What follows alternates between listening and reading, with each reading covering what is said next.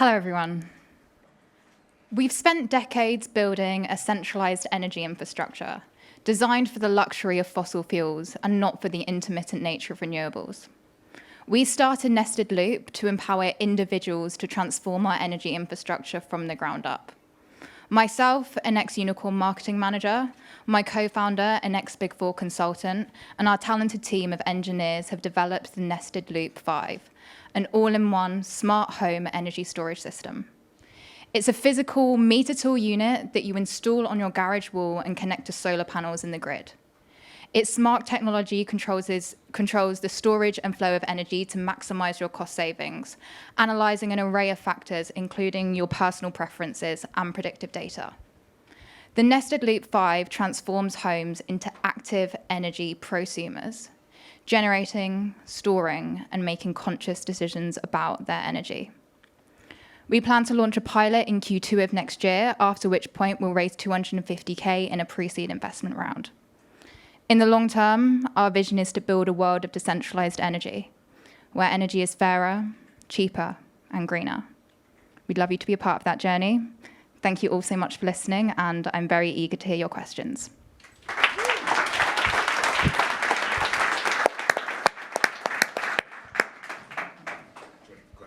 Which of our judges would like to go first? Okay. Yeah, it sounds really, really cool. So tell me more about the kind of economics of it. What does it cost and how much does it save you? So I'll talk about through the unit economics and I'll pass back to Al for the savings. But in terms of what it costs us to produce, at scale, we're looking about £1,300 per unit. And then to sell it on to consumers on a D2C basis for £4,750. So that works out about 71% profit margin per unit. In terms of what it saves the customers. I'll talk to that. So if you had a 3 kilowatt hour solar installation, you'd be saving about £830 a year. If you added the Nested Loop 5, and you'd have a 5.4 year payback period. So you're really only making that money back after that period. If you add the Nested Loop 5, you bring your payback period down to 4 years and your yearly savings to almost $2,500. So, it's a larger investment up front, but you're saving money in the long term. Thanks. Can I ask about the market demographic? Who are you targeting this at?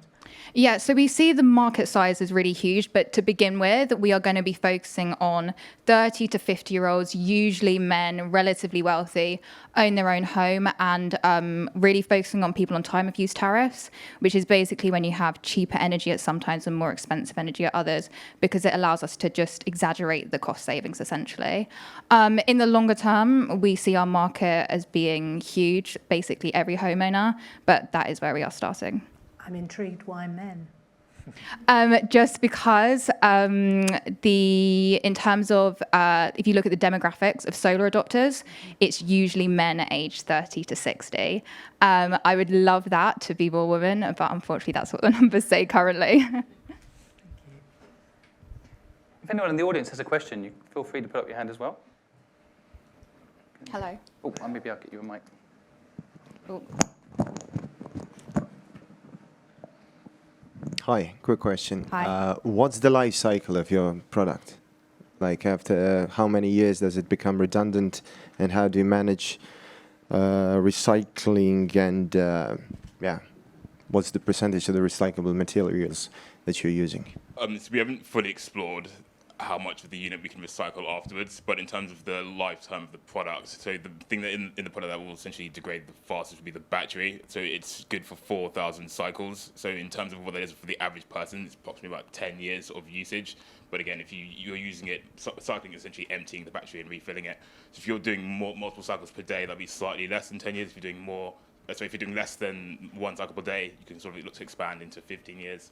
If you're doing multiple cycles a day, you'll probably be looking more about 6, 7, 8 years. What kind of route to market are you thinking to scale? So we're looking to approach the market in two ways. So firstly, with a B2B2C model, we're selling to solar installers who are then selling on to the end consumer, but then also D2C, where we're selling directly to consumers. And the sort of key difference there is we think with a B2B2C model that will allow us to expand more widely and quickly by sort of passing on most of the operational effort required, sort of on the ground, installing and moving things around, onto those installers, with the D2C model being sort of the more profitable route. We're selling directly to customers, and they were not sort of giving away as much margin to the installers.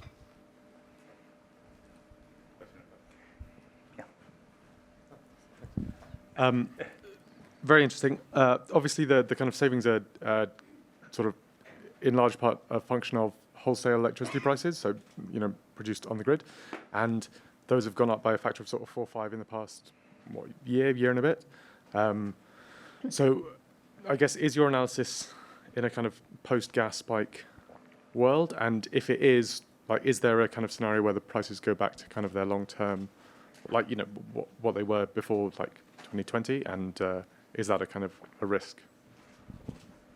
Yeah, I can take this. So, of course, the causes of our energy price increases are really complex, partly because of the political narratives, but very complex. But a big part of it is that we are largely reliant on fossil fuels, and we have a centralized energy infrastructure.